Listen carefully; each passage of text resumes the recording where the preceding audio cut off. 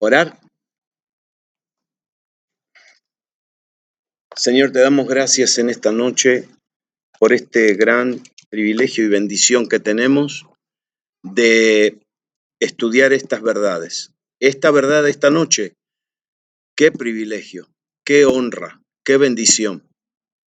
Y por eso, Señor Jesús, en esta noche te exaltamos, te engrandecemos tu nombre, bendecimos tu nombre, te adoramos, te exaltamos.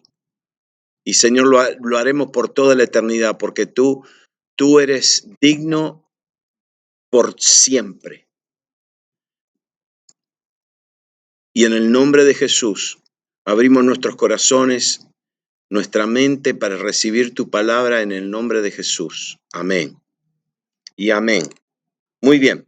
Le quiero mostrar algo, primeramente, les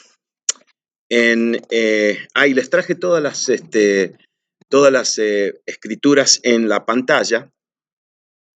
Entonces les quiero mostrar algo en el libro de Efesios y en el libro de Romanos. Y después vamos a verlo, vamos a ver una ilustración en el Antiguo Testamento. Esta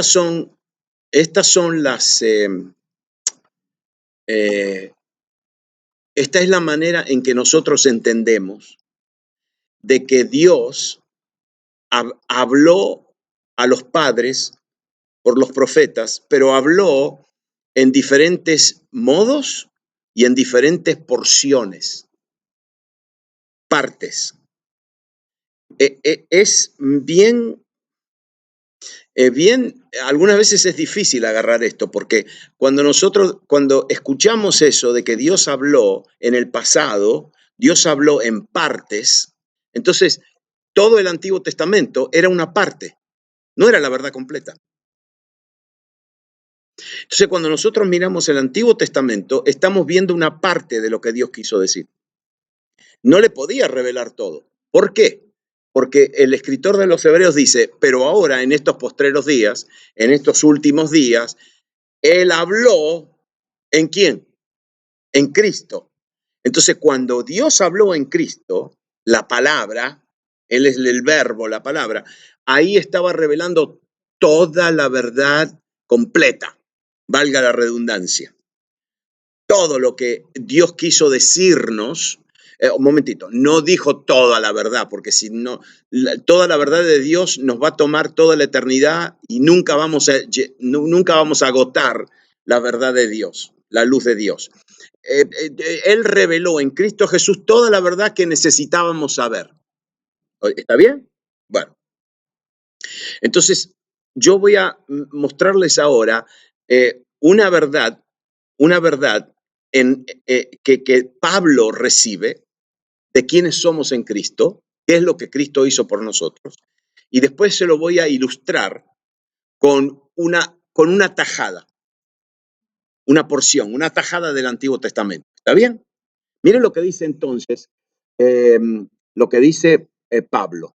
Pablo dice en Efesios capítulo 1, en él, 1 del 3 en adelante, en él también vosotros, habiendo oído la palabra de la verdad, el evangelio de vuestra salvación, y habiendo creído en él, fuisteis sellados con el Espíritu Santo de la promesa, que es las arras de nuestra herencia hasta la redención de la posesión adquirida para alabanza de su gloria.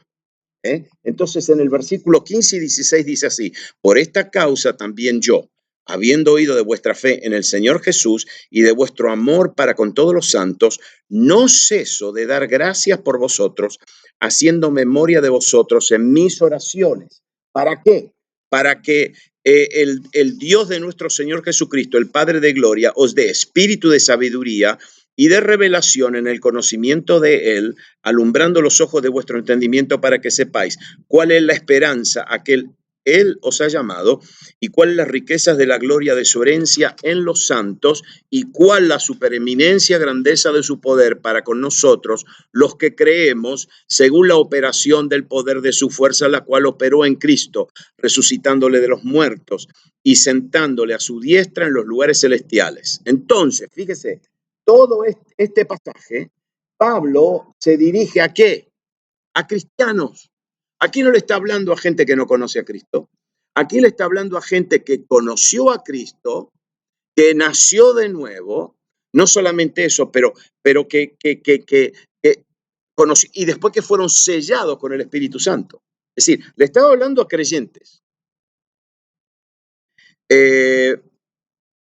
Ustedes saben bien que para ser salvo, ¿qué hay que hacer? Mire lo que dice Pedro. Pedro dice, arrepentíos y bautícese a cada uno de vosotros en el nombre de Jesucristo para perdón de los pecados y recibiréis el don del Espíritu Santo. Es decir, arrepentirse, entender, por ejemplo, acuérdense de ustedes cuando escucharon el Evangelio por primera vez. Una de la primera cosa que había que admitir era esta, que para recibir al Salvador había que entender, ¿sí?, que yo necesitaba ser salvo. Es como una persona que se está ahogando. A una persona que se está ahogando en el mar, no hay que convencerlo de que se está ahogando. Se está ahogando. Entonces le tiran un salvavidas y un salvavidas, un salvador. Entonces la persona que es salva, lo primero que tiene que reconocer es que ¿qué?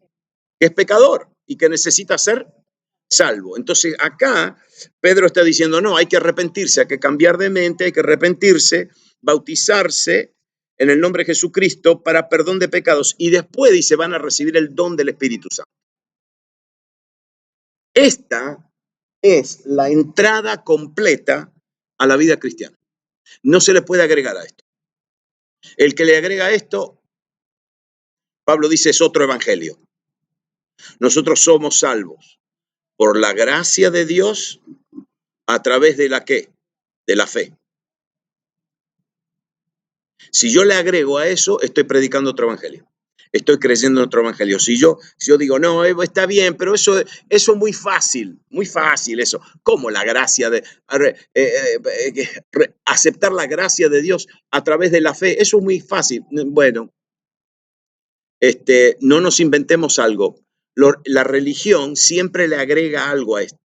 Sí, bueno, por la gracia de Dios a través de la fe, pero te tienes que hacer este ritual, esta ceremonia, tienes que hacer esto, tienes que hacer lo otro. No, la realidad es que nosotros somos salvos por la pura gracia de Dios, favor no merecido, pero eso solamente se recibe a través de la ¿qué? De la fe. Entonces, fíjese lo que dice Pablo. Pablo le escribe todo este pasaje del capítulo 1 a cristianos. No le está escribiendo a gente que todavía no habían recibido a Cristo. Le está hablando, yo quiero que ustedes entiendan esto, le está hablando a creyentes. Y no solamente le está hablando a creyentes, pero le está hablando a creyentes que habían sido sellados con el Espíritu Santo, que habían recibido el don del Espíritu Santo. Entonces, en Efesios 13, ¿qué dice? Ahora, yo le estoy hablando a ustedes como cristianos, pero dice, habiendo oído esta palabra de verdad, el evangelio de vuestra salvación, y habiendo creído en él, fuiste sellados con el espíritu de la promesa. Y ahora, ¿sabe lo que le dice? Le dice, por esta causa, yo ahora oro por ustedes. Espérese. Ellos ya están salvos. Ya nacieron de nuevo. Ya tienen a Jesús. La palabra dice, es más fuerte. La palabra dice que el que se une a Cristo, ¿qué? Un espíritu es con él. Entonces, cuidado, porque nosotros tenemos toda esa cosa de la escuela dominical. Cristo está en mi corazón. No, Cristo no está en mi corazón. Yo soy uno con Cristo y Él es uno conmigo. ¿Entienden ustedes? Okay. Entonces, ahora Pablo le dice, sí, ustedes tienen todo eso, pero ahora yo oro por ustedes. Y miren lo que dice. Habiendo oído de vuestra fe, no ceso de dar gracias por vosotros, haciendo ¿qué? Haciendo memoria de vosotros, ¿cómo? En mis oraciones. Lo que le está diciendo es, yo estoy ahora orando por ustedes. Orando por ustedes. Y entonces, ¿para qué? ¿Para qué está orando? Ya están salvos, ya nacieron de nuevo, tienen vida eterna. Ahora él empieza, le dice, yo estoy orando por ustedes. ¿Para qué? Escúchenme bien ahora, para que sepáis. Y esa palabra para que sepáis, para que ustedes sepan, es una palabra que es conocer íntimamente. Conocer íntimamente. No es conocer como uno conoce cómo llegar acá. Agarro esta calle. No es conocer cómo hacer un plato de comida. No es conocer cómo conocemos la tecnología. No. Esto es conocer íntimamente. Por ejemplo, esta palabra se usa y Abraham conoció a Sara. Y María no había conocido a hombre. Y después conoció a José. ¿Ustedes me entienden? Es decir, conocer, esta palabra es una palabra que implica conocimiento íntimo. Entonces Pablo dice, yo oro para que ustedes conozcan íntimamente y no solamente conocer, pero esta palabra también significa ver, percibir. Como que esta palabra es muy poderosa y dice, yo quiero que ustedes no solamente sepan, pero que ustedes vean y perciban con todos los sentidos. ¿Por qué? ¿Por qué? ¿Saben por qué? Porque la vida cristiana debe pasar de creer a saber. ¿Agarraron esa? De creer a saber y a entender. Escúchame bien. Todos los creyentes que han sido salvos, que tienen a Cristo, amén, tienen vida eterna, si se mueren se van al cielo. Aleluya. Pero ¿saben una cosa ustedes? Que no todos entienden. ¿Sabe por qué nosotros, la primera razón, la primordial de que todo de lo que vamos a hacer en el discipulado?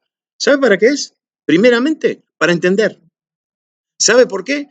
Porque si yo no entiendo el evangelio, ¿cómo se lo voy a decir a otro? ¿Cómo se lo voy a explicar a otro? Tengo que entender. Entonces, diga conmigo, la vida cristiana tiene que progresar de creer a entender. Entonces, Pablo, ¿qué dice? ¿Entender qué? ¿Entender qué? Entonces, acá me dice que, ¿qué tengo que entender? Para que el Dios de nuestro Señor Jesucristo, el Padre de gloria, os dé espíritu de sabiduría y de revelación en el conocimiento de Él, alumbrando los ojos de vuestro entendimiento para que sepáis cuál es, y acá ahí viene, cuál es la esperanza a que Él os ha llamado y cuáles las riquezas de la gloria de su herencia en los santos y cuál es la superveniente grandeza de su poder para con nosotros los que creemos según la operación del poder de su fuerza, la cual operó en Cristo, resucitándole de los muertos y sentándole a su diestra en los lugares celestiales. Entonces, ¿sabe lo que él dice? Nosotros creemos todo esto, amén. Todo lo que estamos leyendo, ¿lo creemos? Ahora no lo queremos creer solamente, lo queremos entender. Entonces, mire lo que dice él. Nosotros tenemos que entender, tenemos que recibir espíritu de sabiduría y revelación. ¿Para qué? ¿Para qué? Mire las tres cosas que tenemos que saber. ¿Está listo? Mire las tres cosas que tenemos que saber. La primera, tenemos que entender la esperanza del llamamiento. Diga, esperanza significa expectativa. Entonces, ¿cuántos de ustedes, y ahora le voy a decir, cuántos de ustedes saben que Dios te llamó? ¿Cómo? Ok, espera. Pero llamar no significa, ¡hey! ¡Héctor! No, eso es llamar. Es que Él nos llamó con esperanza, con una expectativa. Si yo contrato a un carpintero para que me venga a hacer un mueble, ¿sí? Y le pago, yo tengo que tener una expectativa de qué, que me haga un buen trabajo y que me haga lo que yo le pedí que me haga. Oye, escúchenme bien ahora. esto es lo que tenemos que entender, que Dios a nosotros no nos llamó así nomás. Que Dios, antes de la fundación del mundo, nos llamó con una expectativa. Entonces, lo primero que dice es la esperanza de nuestro llamamiento. Aquí no estamos hablando de llamamiento a ministerio, estamos hablando de un llamamiento que Dios nos hizo con una expectativa, con un propósito, con un plan. Dios no llama a nadie sin expectativa. Dios tiene expectativa para todo. Aleluya. Número 2, dice, ustedes tienen que saber esto, entender esto. Las riquezas de la gloriosa herencia de Dios, ¿dónde? No en la gloria, no en el cielo un día. ¿Dónde está la herencia? ¿Dónde? ¿Y quiénes son los santos? Nosotros, los separados. ¿Y dónde está la herencia? ¿Cómo? En nosotros. Entonces, escúchenme bien. Dios nos llamó con una expectativa. ¿Por qué? Porque puso una herencia en nosotros. Entonces, Él tiene una expectativa de que esa herencia que puso en nosotros se va a manifestar. Y al final dice así, ustedes tienen que saber que hay un poder disponible para nosotros los que creemos. ¿Cuál? Dice, yo quiero que ustedes sepan acerca de entiendan la supereminente grandeza de su poder para con nosotros los que creemos según la operación del poder de su fuerza. Ahí en ese pasaje están las 4 palabras para poder. Poder en la Biblia no es una palabra, 4 palabras son. 4 diferentes. Ese versículo es el versículo más poderoso de la Biblia, porque ese versículo literalmente dice, la supereminente grandeza de su poder para con nosotros los que creemos según el poder de su poder, de su poder.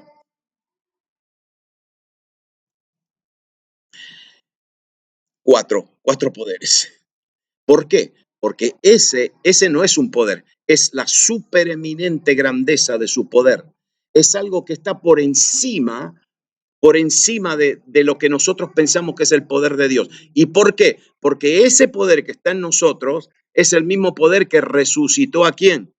¿A Cristo de dónde? Si Cristo no se resucitó a él mismo.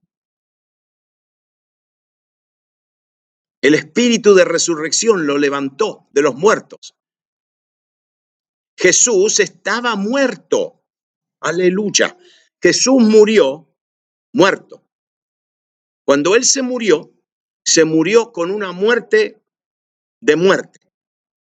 Es decir, el corazón paró, el cerebro paró, las células se murieron, los músculos muertos. 3 noches en la tumba. 3 noches.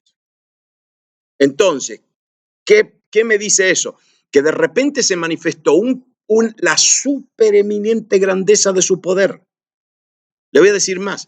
Cuando la Biblia habla de que Jesús sostiene toda la creación con el poder, con la palabra de su poder, usa una palabra, poder, una sola. Así que Él creó las cosas con el poder de su palabra y mantiene todo con su poder, pero una palabra, dunamis. Cuando Él resucitó a Cristo de los muertos, no con una, con 4, aplicó todo su poder.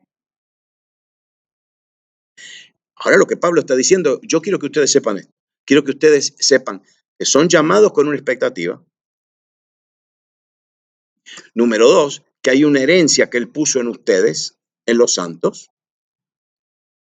Y número 3, que no solamente herencia, pero ahora hay un poder que está en ustedes, que es el mismo poder que resucitó a Cristo de los muertos. ¿Sí? Ok.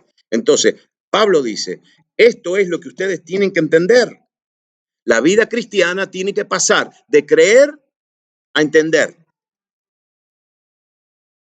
¿Por qué? Y porque el creer me lleva al conocer.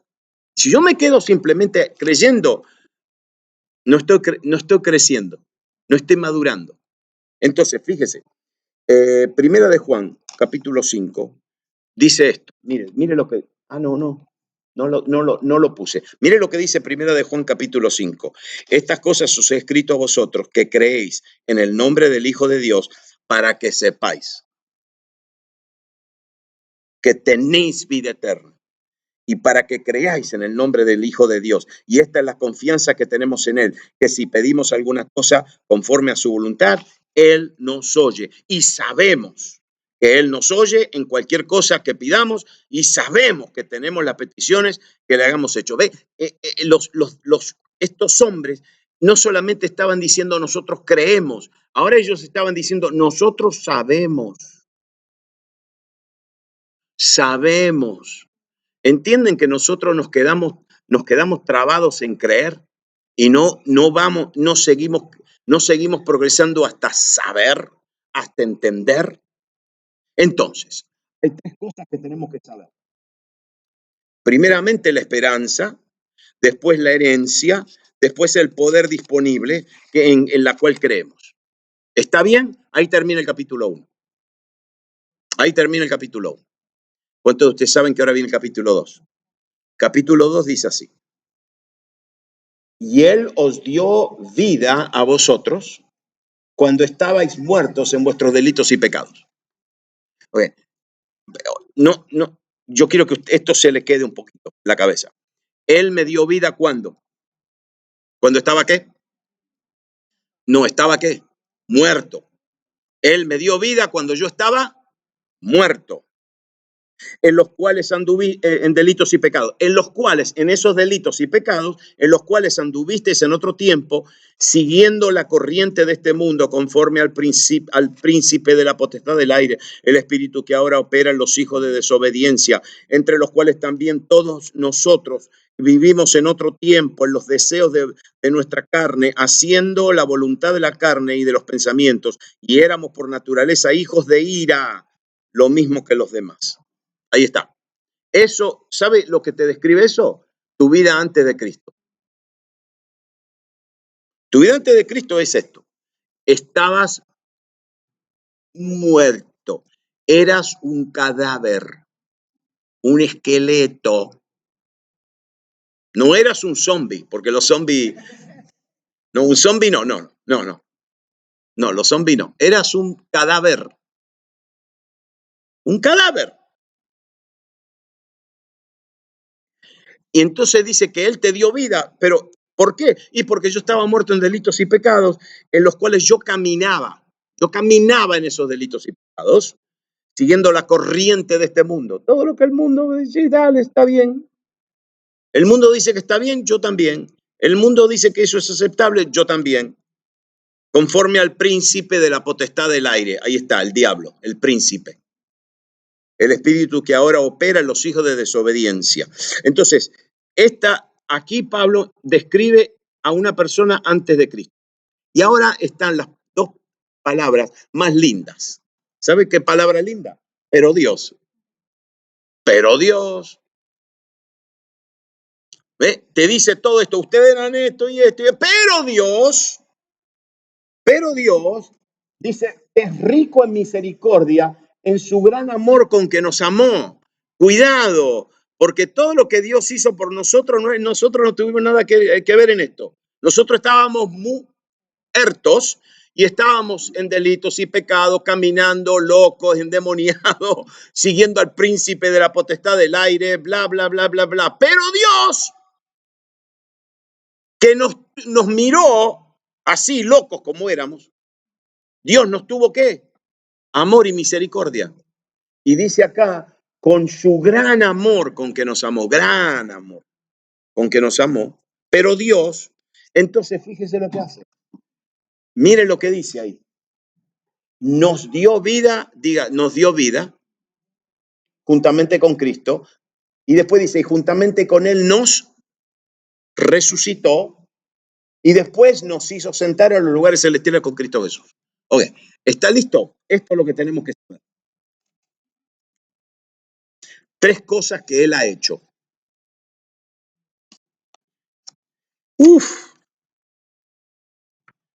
Tres cosas que Él ha hecho. Y aquí están. Él nos dio vida. ¿Por qué? Porque estábamos muertos en delitos y pecados. No solamente nos dio vida, pero nos resucitó. Nos resucitó juntamente con Cristo. Es decir, nos levantó. Y después nos hizo sentar en lugares celestiales. Y esto, escúchenme bien, una pregunta. ¿Quién está sentado en el trono, en el cielo? ¿Quién está sentado en el trono?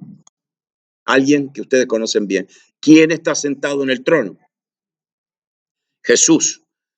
Una pregunta. ¿Quién se sienta en un trono? Un rey. Ajá.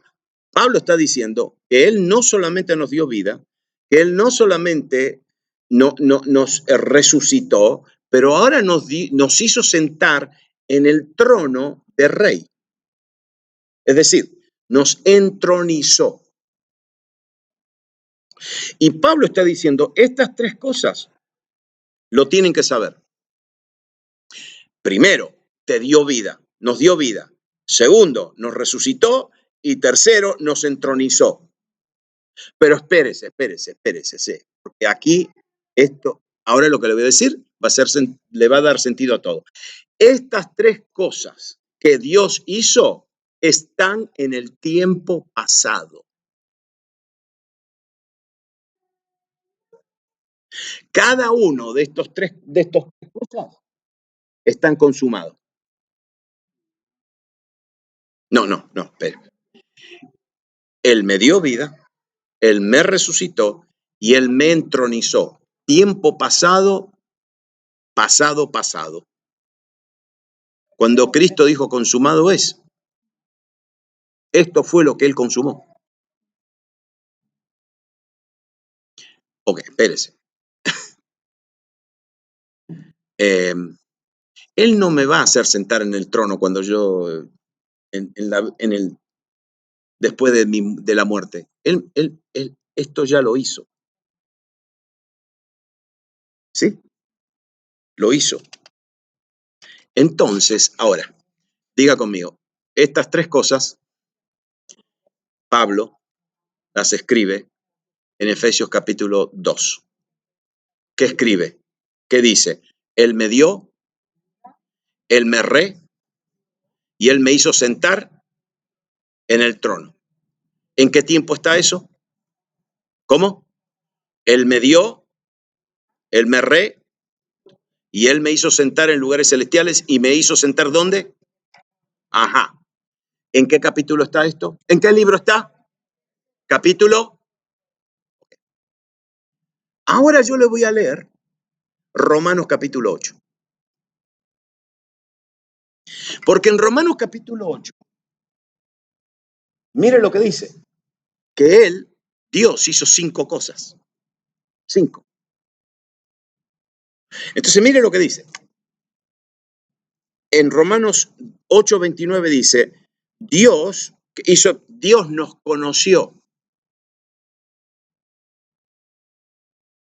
y nos predestinó. Diga, me conoció y me predestinó. Esa palabra conocer es la misma palabra, para que sepáis, para que conocer, que es un conocimiento íntimo, ¿sí? Pero espérase, esta palabra conocer está en el tiempo pasado. Entonces yo le voy a hacer una pregunta para que usted la piense y no la sepa contestar. ¿Está bien? ¿Cómo puede ser que Dios dice, yo te conocí antes de la fundación del mundo y yo tuve una relación íntima contigo y todavía el mundo no había sido creado, el universo no había sido creado, pero yo te conocí?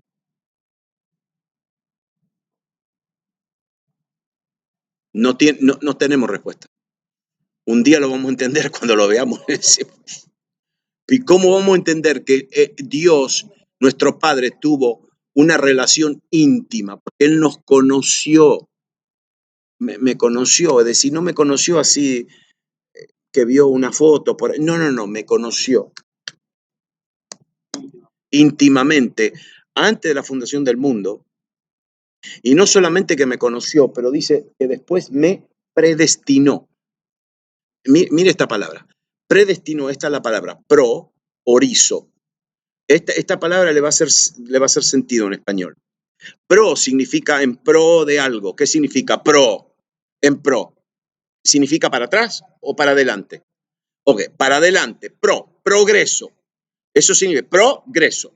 Pro significa hacia adelante, ¿sí? Y después la otra palabrita que está ahí es la palabra orizo, de donde nosotros sacamos la palabra horizonte. ¿Por qué? Porque orizo significa una frontera, una línea, un límite. Los antiguos veían el horizonte y se creían que ahí se terminaba todo. ¿Se acuerda la historia de los que vinieron con Colón? ¿Se acuerdan que se creían que después, que después seguían, se iban a caer ahí, había monstruos, lo que sea, porque ellos no sabían, ellos no entendían que el horizonte es según uno va avanzando, ahí está el horizonte. ¿Sabe lo que dice ahí? La palabra predestinar es la palabra que Él nos definió. Él nos puso una marca, Él nos limitó, Él nos ordenó antes de la fundación del mundo. Él me conoció y me ordenó. ¿Y qué ordenó? Te voy a decir lo que ordenó. Si acá le preguntamos todo, uno por uno, cuéntame tu testimonio.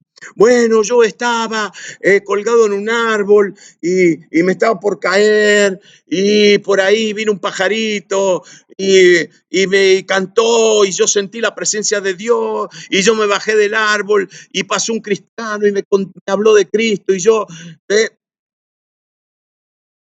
Ok, le cuento eso para hacerlo ridículo, ¿verdad? Una pregunta. ¿A quién le parece que mandó ese pajarito? ¿A quién le parece que le mandó ese cristiano? ¿Sabe por qué? Porque Dios predestinó todo eso de antes de la fundación del mundo. Lo ordenó. La manera en que ustedes fueron salvos ya estaba cocinado. No ustedes. Ustedes tuvieron que decidir. Cuidado. Pero la manera en que sucedió. Dios te mandó este y te mandó el otro, y el vecino, y el hermano, y el primo, y esto, o te te quebraste la pierna y te enfermaste, y eso, y te mandó aquel, y vino una enfermera, y vino un médico, y vino el chofer qué sé yo, del taxi, y que te habló de Cristo, y en el trabajo. Eso no es casualidad. Eso estaba pro horizonte. Dios te había marcado un horizonte y te dije, hay gente, por ejemplo, que Dios le programa todo y la gente le dice que no. Pero ¿saben una cosa? Te voy a dar una buena idea. Si le dicen que no la primera vez, no te haga problema porque Dios les presenta otro horizonte.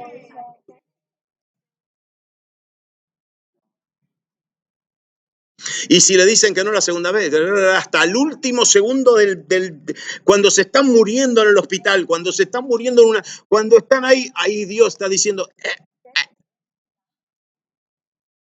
ese es nuestro Dios.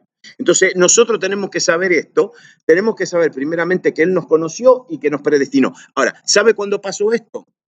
Antes de la fundación del mundo, antes de la creación, antes de la creación, antes de la creación. Entonces, fíjense lo que Dios hizo. 3 cosas restantes. ¿Está listo? Mire lo que dice acá. Conoció y predestinó, eso es antes de la fundación del mundo. Pero ahora mire lo que dice Pablo. Dice, a estos también llamó. Y a los que llamó, a estos también justificó. Y a los que justificó, a estos también, glorificó. Mire lo que está diciendo acá Pablo. Dice, Él nos llamó, ¿sí? Él nos llamó, Él nos justificó y Él nos glorificó. Perdónenme, hermanos, pero escúchenme bien. Esto está en el tiempo. ¿Cómo? Ajá. Ahora, ¿cuántos de ustedes entienden que nosotros fuimos llamados? ¿Cuántos de ustedes entienden que fuimos justificados? ¿Cuántos de ustedes saben que nosotros fuimos glorificados también? Sí, pero espérate, hay que entender eso.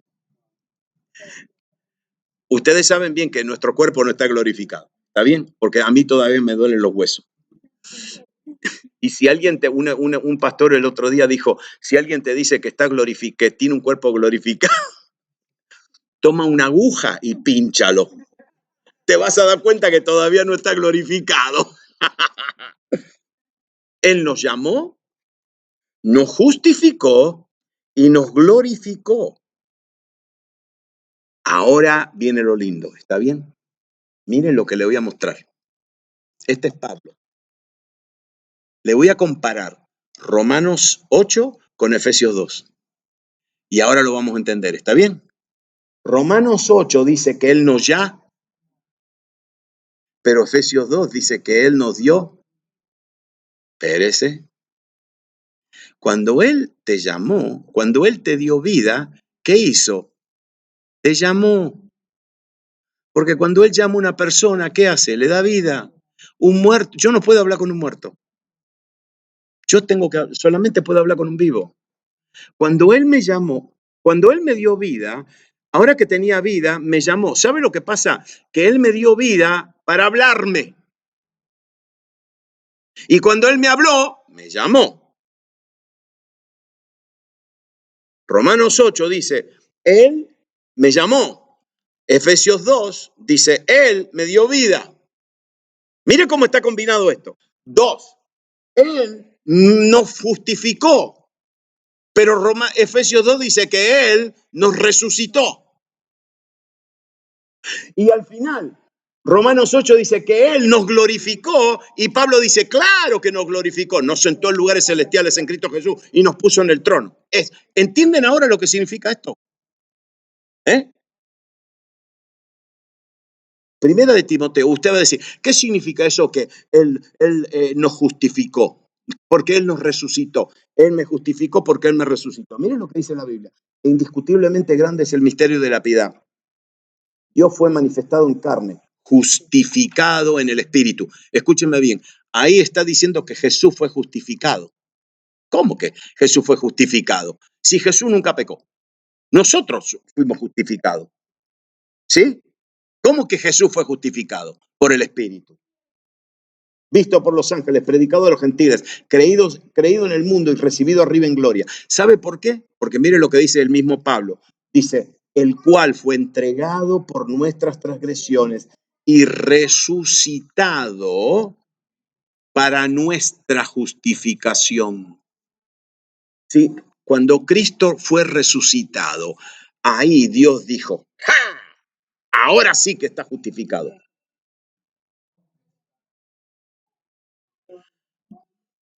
¿Sabe lo que Dios dijo a todo el mundo, a toda la creación, al diablo, a todo eso? Ya está, ya, ¿no ves?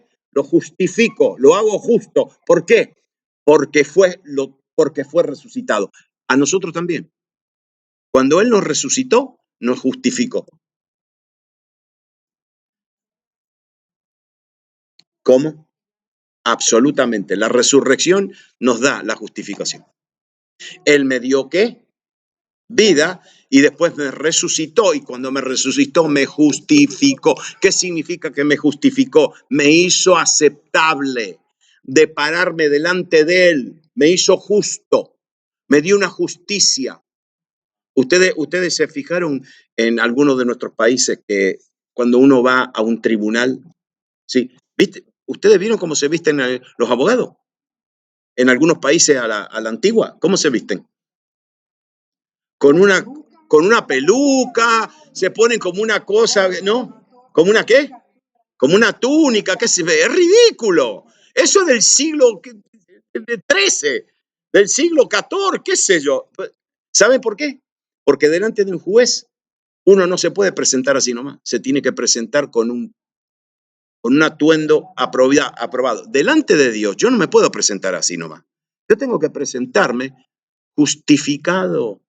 Pero yo no puedo hacer nada para justificarme porque no puedo hacer nada para resucitar. Él me resucitó y porque Él me resucitó, porque yo estaba muerto en delitos y pecados. Y como Él me llamó y Él me dio vida, Él también me justificó porque me resucitó. Y también ahora, mire lo que dice, que Él me glorificó. ¿Qué significa que me glorificó? Me hizo sentar con Cristo en lugares celestiales. Ahora viene la ilustración. Ahora viene la ilustración. Ahora le voy a mostrar una porción. Lo que yo le acabo de leer en Romanos 8, Efesios 2, esta es toda la verdad. Pero, ¿saben qué? A mí me gusta la ilustración. ¿Verdad que lindas son las ilustraciones? Sí, porque la ilustración, ¿sabe lo que hace? Ilustra.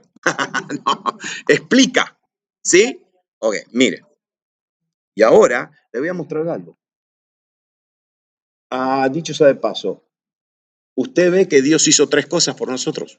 Tres cosas. Nos llamó, nos justificó, nos glorificó. Nos dio vida, nos resucitó, nos entronizó. Tres cosas. Tres, diga tres. Ahora fíjense cómo es esto. Dios, ¿qué es? Tres. El hombre que tiene. Tres. El cielo, ¿cuántos cielos hay? Primer cielo, segundo cielo, tercer cielo. Y ahora le voy a hablar del tabernáculo. Porque el tabernáculo tiene tres secciones.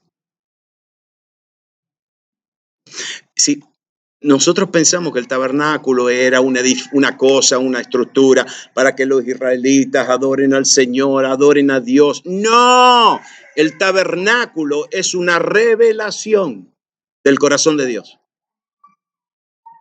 Tabernáculo no es una estructura, sino más. Tabernáculo es una revelación.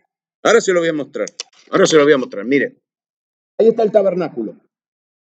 El tabernáculo tiene tres secciones: el atrio de afuera, el patio de afuera, el lugar santo y el lugar santísimo. ¿Sí? En el patio, en el atrio, ¿sabe lo que se hacía? ¿Sabe lo que es eso? Ese es el altar de bronce. El altar de bronce. El altar de bronce era para matar animales. Los mataban y hacían un asado. Era un asado. Hicieron un holocausto. No era asado. Se consumía todo el animal. Todo, hasta que quede ceniza. Entonces ahí había varias ofrendas de paz, ofrendas para el pecado, holocaustos, ¿no? Hay ofrendas que el animal se ponía en el fuego, se asaba, y la gente que traía la ofrenda se comía un pedazo y después los sacerdotes se comían los otros pedazos. Pero había ofrendas que eran holocaustos. Eso era una pérdida total. El animal se quemaba todo, nadie podía comer nada, porque es como un símbolo de que toda la ofrenda era ¿para qué? Para Dios. Y si se le ponía sal, era una ofrenda de pacto. Sí, ofrenda de sal, ¿no? Entonces, mira, ahí está las tres secciones del tabernáculo. Pero mire, ahí está el atrio y después está el lugar santo. Y en el lugar santo había tres cosas. Estaba el candelero, estaba la mesa de los panes, de la presencia o de la proposición, y después estaba el altar de incienso, que estaba delante del velo y que estaba continuamente, había fuego y se ponía incienso y ahí se levantaba el humo. El candelero tenía siete brazos y siempre tenía que estar ardiendo. El fuego no se podía apagar ahí. Y la ofrenda de la tarde, el sacerdote entraba y le ponía aceite otra vez para que esté continuamente quemando, o sea, la mañana también. Y los panes de la proposición eran panes sin levadura que se hacían todos los viernes. Y se ponían ahí 12. Y se dejaban ahí 7 días.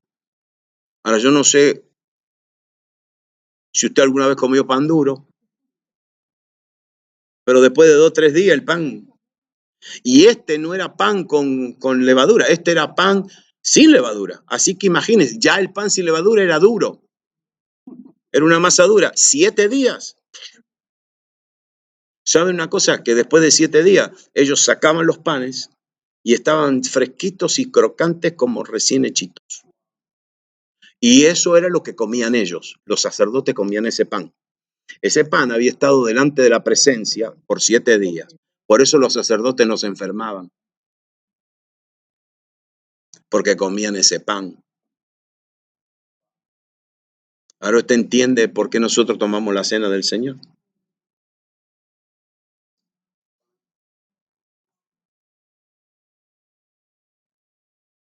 Ok. Entonces, ahí está el lugar santo. Y después está el Santísimo. El Santísimo era donde estaba la gloria. El Santísimo era donde estaba el arca del pacto, con las alas de los querubines. El Santísimo, de hecho, en el lugar santo, donde estaba el candelero con, con las mechitas y estaba, ahí había luz, porque era la luz de qué? Del candelero. Entonces había una luz natural. En el lugar santísimo no había luz.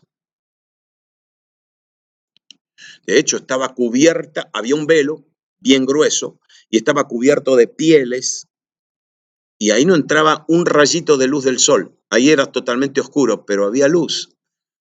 ¿Sabe cómo se llamaba la luz? La gloria de Dios. La gloria de Dios alumbraba todo ese lugar.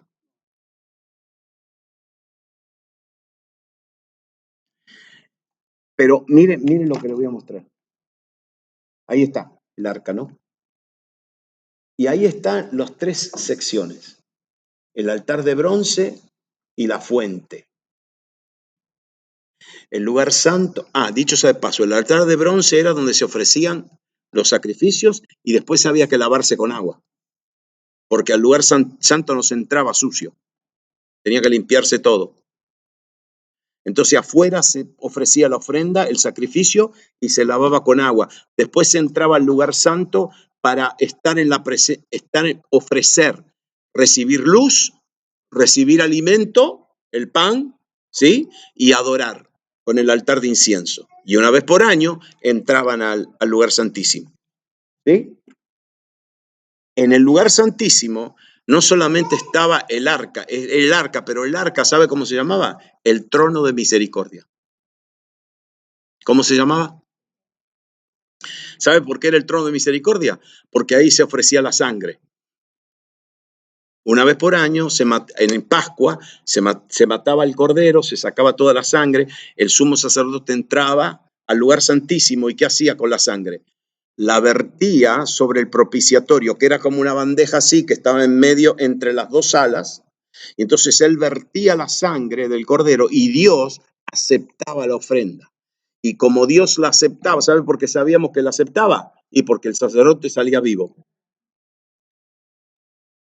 Entonces Dios aceptaba la ofrenda y entonces en esa ofrenda que se vertía sobre el trono de ¿qué?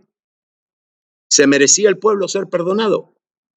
Dios lo perdonaba ¿por qué le parece a usted que eso se llamaba el trono de misericordia? El trono de misericordia, ¿sí?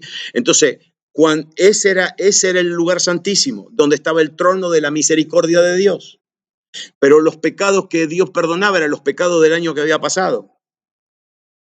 Ahora había que hacer otro en un año para todos los pecados que ellos iban a cometer.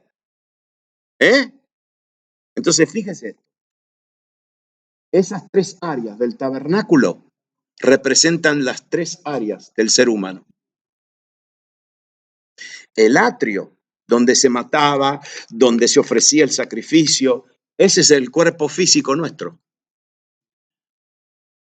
Presentad, os ruego por la misericordia de Dios que presenten ¿qué? ¿Cómo qué? Entonces el atrio es el cuerpo nuestro. ¿Por qué? Y porque nosotros tenemos un cuerpo físico con sentidos. Por ejemplo, cuando ustedes escucharon el Evangelio por primera vez, ¿cómo lo escucharon? Por los sentidos. ¿Sí? El lugar santo es el alma, donde entendemos. ¿Por qué? Y porque en el lugar santo está el candelero, donde hay luz, entendimiento. La luz siempre tiene que ver con entendimiento. Emociones. El alma es entendimiento, emoción y voluntad. Entonces ahí está el altar de incienso, esas son las emociones. Adorando a Dios con toda nuestra alma, con toda nuestra fuerza, con todo nuestro corazón.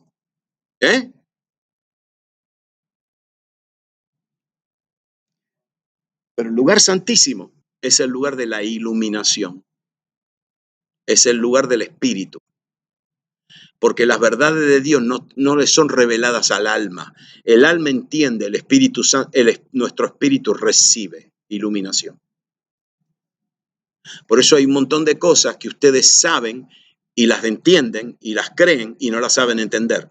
Esa es la prueba de que ustedes recibieron las verdades de Dios en su espíritu y todavía tu alma. Porque hay cosas que son solamente discernidas por Él es.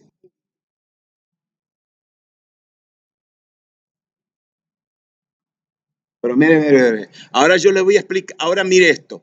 Romanos 8, Efesios 2 y el tabernáculo. ¿Ah? Mire esto. En Romanos 8 dice que Dios nos llamó. En Efesios 2 dice que Dios nos dio vida. En el tabernáculo, en el atrio, ¿cómo recibimos vida? Y porque oímos.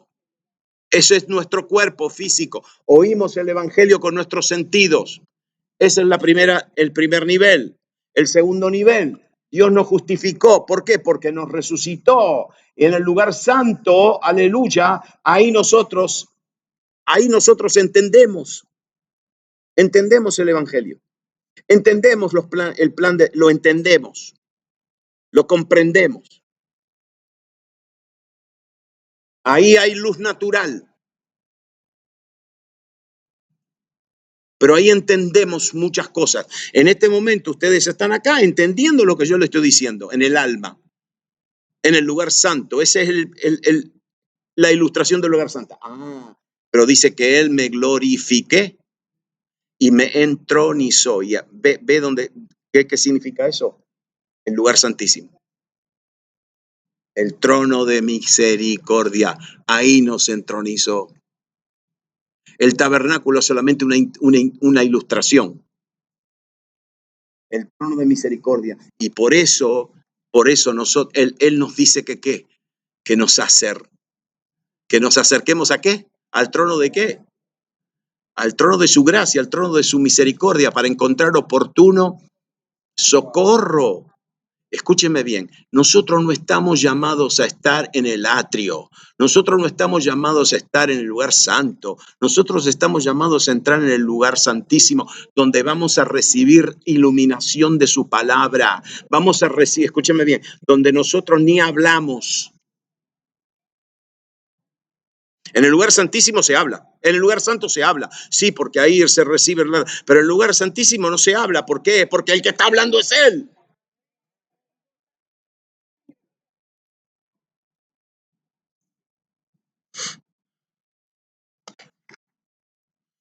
Nos glorificó. Ahora usted entiende lo que significa eso de que nos glorificó, que nos sentó en lugares celestiales. Ahí está ilustrado en el tabernáculo. Me sentó en el trono de misericordia. El atrio, el lugar santo, el lugar santísimo. El cuerpo, el alma y el espíritu. Aquí nos acercamos al trono de la gracia. Ahora, le voy a decir algo interesante. En el lugar santo es nuestra alma que es afectada, porque ahí hay un candelero con luz, hay pan que se puede comer, ¿sí? Hay un altar de incienso que podemos oler y que nos podemos emocionar. Amén. Esa es la composición del ser humano, cuerpo, alma y espíritu, ¿sí? Okay. Es interesante, porque ahí está, no se enojen lo que le voy a decir, pero ese es el alma que está en el lugar santo, el alma. Hermanos varones, ¿ustedes tienen un alma? ¿Tienen un alma, hermanos varones? Sí. Hermanas mujeres, ¿ustedes tienen un alma? ¿Cuántos de ustedes saben, cuántos de ustedes saben que el alma del hombre es distinta al alma de la mujer?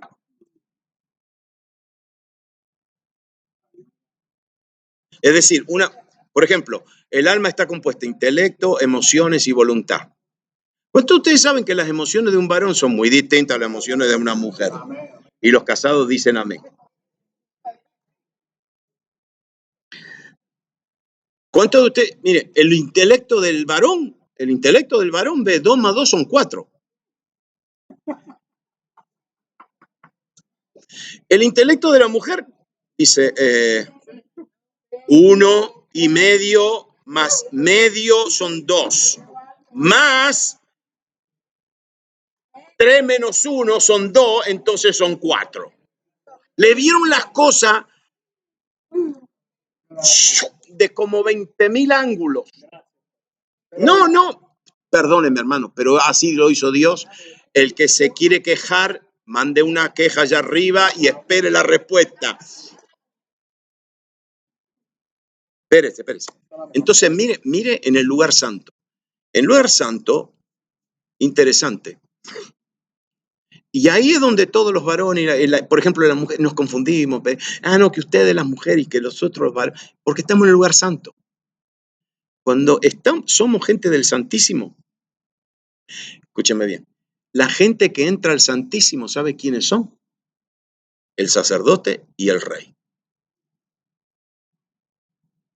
En el lugar santo están los 5 ministerios. Pastores, evangelistas, maestros, todos los que trabajan, diáconos, allá adentro no hay pastores, allá adentro no hay hombre, mujer, allá adentro, en el lugar santísimo, hay sacerdotes y reyes. ¿Por qué? Sacerdote es el que entra a presentarse a recibir, el sacerdote, y el rey el que se sienta en el trono. Por eso nosotros somos una nación de ¿qué?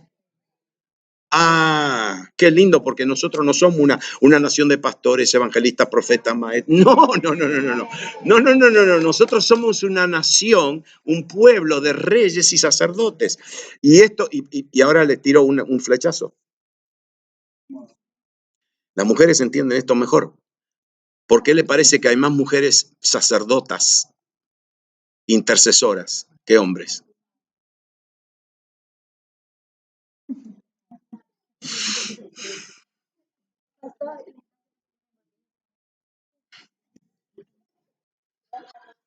Que Dios nos ilumine.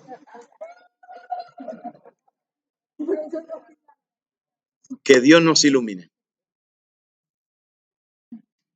Ahí adentro somos reyes y sacerdotes. Escúchenme bien ahora. Otra vez, vamos a decirlo otra vez. Dios nos llamó y nos dio vida. Dios nos justificó porque nos resucitó. Dios nos glorificó porque nos entronizó. Dios nos llamó, nos dio vida en el atrio. Dios nos justificó y nos resucitó en el lugar santo. Pero Dios nos glorificó y nos sentó en lugares celestiales, en el lugar santísimo. ¿Sabe para dónde nosotros vamos? Para ahí. Vamos para ahí. Todos los hermanitos, nosotros los que nos ocupamos del ministerio, que esto, que el otro, vamos a hacer, vamos a predicar, vamos a orar, vamos a hacer. ¿Sabes dónde vamos a terminar? El Señor nos está llevando. La expectativa de Dios. Que aprendamos a vivir ahí, en ese lugar. No vamos a ser fantasmas. No vamos a ser espíritus volando por ahí. No, vamos a tener los pies en la tierra. Pero entienda, mi cuerpo va a estar en la tierra, mi alma va a estar experimentada, pero mi espíritu va a recibir iluminación, presencia, reyes y sacerdotes. Y en ese lugar los reyes van a gobernar y en ese lugar los sacerdotes van a recibir iluminación. Aleluya. ¿Sabe para quién es esto? Para todos. Qué lindo que aquí no estamos hablando de ministerios, no estamos hablando de posiciones, no estamos hablando de talentos. Cristo nos llamó, Cristo nos justificó y Cristo nos glorificó. ¿A quiénes? A todos.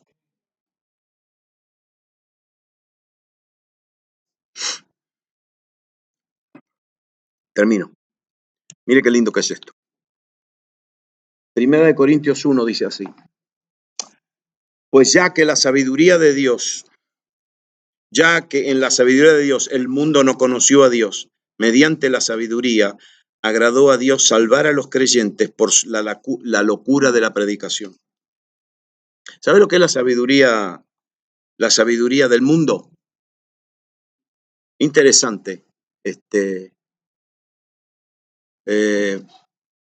De joven yo pude ir fui a la universidad.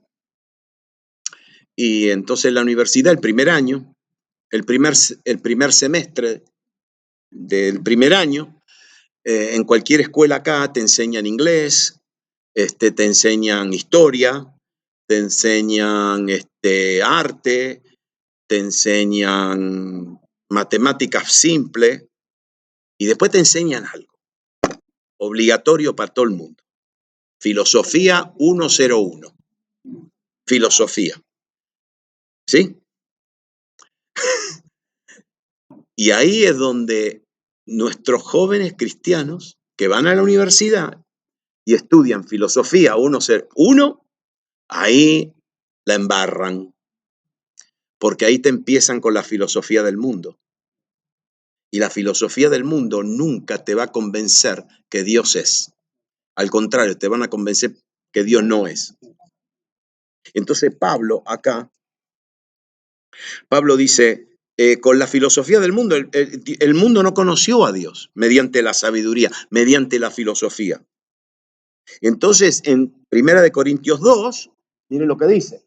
Dice, así que hermanos, cuando yo fui a vosotros para anunciaros el testimonio de Dios, no fui con excelencia de palabras o de sabiduría, pues me propuse no saber en nada entre vosotros, cosa alguna, sino a qué. A Jesucristo y a este crucificado. Escúcheme bien ahora. La puerta para la sabiduría de Dios, ¿sabe cuál es? La cruz. No es la filosofía, es la cruz. El que deja a Jesús y la cruz al lado, discúlpeme, es un ignorante. Porque la sabiduría de Dios tiene una puerta, se llama la cruz de Cristo. Cristo crucificado. Oh, sin embargo, hablamos sabiduría entre los que alcanzaron madurez y sabiduría, no de este siglo, no de esta edad, sino ni de los príncipes de este siglo, ni de los príncipes de este siglo que perecen, mas hablamos sabiduría de Dios en misterio, la sabiduría oculta, la cual Dios predestinó antes de los siglos. ¿Para qué? ¿Cómo? Dios, escúcheme bien, este misterio de la sabiduría de Dios estaba escondido, era un misterio, ¿sabe por qué? Porque estaba guardado para, ¿cómo? Entonces para nosotros no es misterio. Para él, para el mundo es misterio, pero Dios lo estaba guardando para nosotros. Escúcheme bien, ustedes entienden que algunas de las cosas que nosotros hablamos esta noche no son fáciles de agarrar, no son fáciles de entender, pero ustedes lo están creyendo porque están escuchando con el espíritu, no con el intelecto. Yo vengo de una familia donde mis abuelos, de padre y de madre, eran creyentes, fieles a Dios. Y yo me acuerdo, mi abuela, mi abuelo de padre, de madre, mi abuelo se pasaba todo el día leyendo la Biblia, estudiando la Biblia. No entendía un pepino. Discúlpenme. No entendía un pepino. Entendía lo básico, pero él se leía. Yo tengo la Biblia de mi abuelo. Está toda marcada, toda torcida, toda rota. Se la había leído no sé cuántas veces. Usted ve cuando usted agarra una hoja y le hace así. Ok, toda la Biblia, toda la hoja, está toda, ahí en esa parte está toda doblada. Porque él le había hecho tantas veces así. Pero no entendía nada, él solamente leía. ¿Por qué? Porque estaba alimentando su espíritu. Pero escúchenme bien ahora, eso está lindo, amén, pero nosotros tenemos que ir de creer a entender. Por eso estamos acá. Bueno, y entonces dice así, pero Dios, aleluya, los príncipes de este siglo no la conocieron, si hubieran conocido esta sabiduría, no hubieran crucificado a Cristo. Cosas que ojo no vio, ni oído oyó, ni han subido en corazón del hombre, son las que Dios ha preparado. ¿Para qué? Para los que le aman. Pero Dios nos las reveló ¿a quién?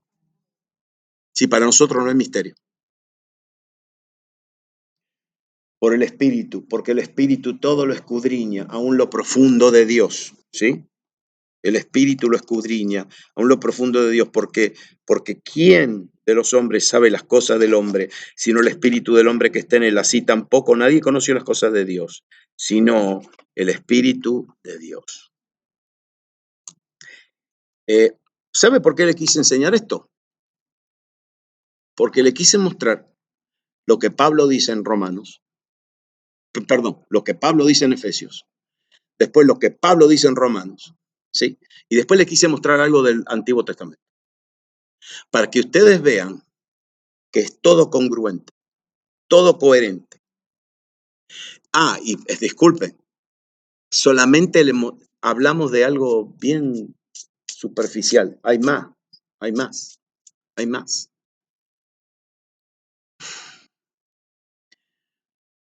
Esta sabiduría estaba reservada para nosotros.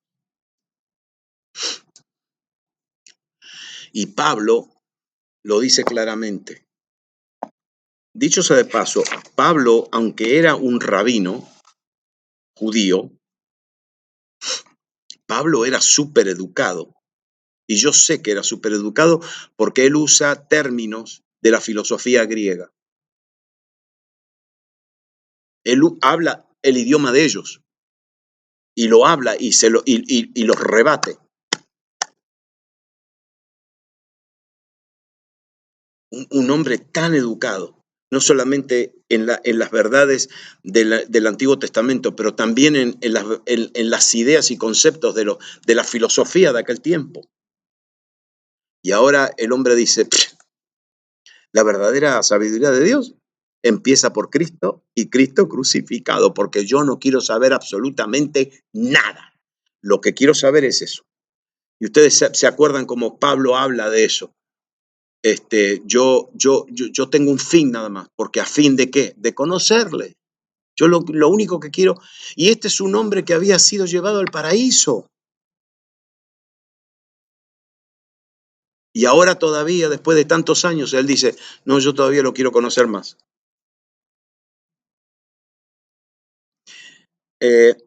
Esto, y ahora un testimonio personal, estas verdades, ¿sabe cómo son? Son como cuando usted entra a una casa y alguien está cocinando. O cuando usted entra a una casa y alguien está haciendo un asado. Y se huele el olor de la carne asada. O cuando usted pasa por un restaurante y sale el olorcito. Y cuando usted está haciendo un guiso o lo que sea. Y cuando usted pasa por una panadería a las 5 de la mañana y se huele el olor de pan fresco. Sí, ok. Esta palabra es así. Esto te tiene que poner más hambre. No. Tienen miedo. No, porque están perdiendo el tiempo. ¿Saben por qué?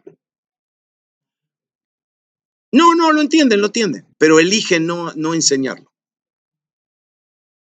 Porque a la estructura eclesiástica, a la estructura eclesiástica no le conviene que cada creyente crea todo esto. No le conviene que cada creyente diga, yo soy un rey, una reina y un sacerdote y una sacerdotisa y yo puedo entrar ahí a tener comunión con Dios y yo puedo recibir revelación y yo puedo... A la estructura religiosa no le conviene eso. Le conviene que el conocimiento y la revelación y la sabiduría esté en las manos de algunas personas que son los que... Esos son como la religión que tenían ustedes antes, que para recibir un sacramento tenían que ir solamente a un sacerdote, porque nadie puede hacer la transustanciación y cambiar el vino en la sangre. Nadie, tiene que ser un sacerdote.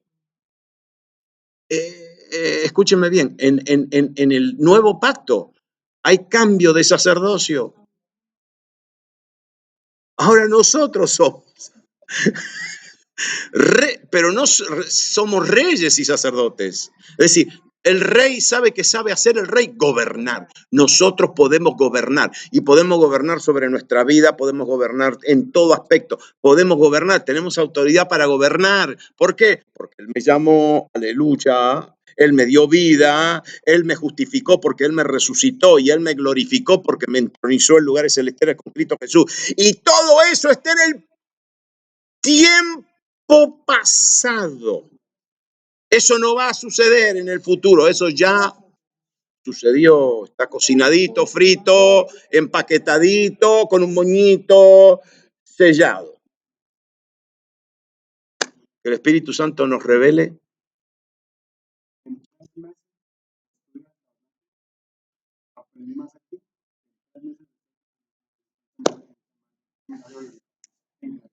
No, yo no dije nada del seminario. Digo, del tabernáculo. Eso no es nada. Ay, ay, ay, ay, ay, ay, ay. Ya seguimos. Escúchenme bien. Esto es lo que Dios quiere que sepamos. Esto es lo que Dios quiere. Los hermanos que no vinieron esta noche no saben lo que se perdieron. Amén. Yo voy a parar la grabación porque si no, no terminamos más.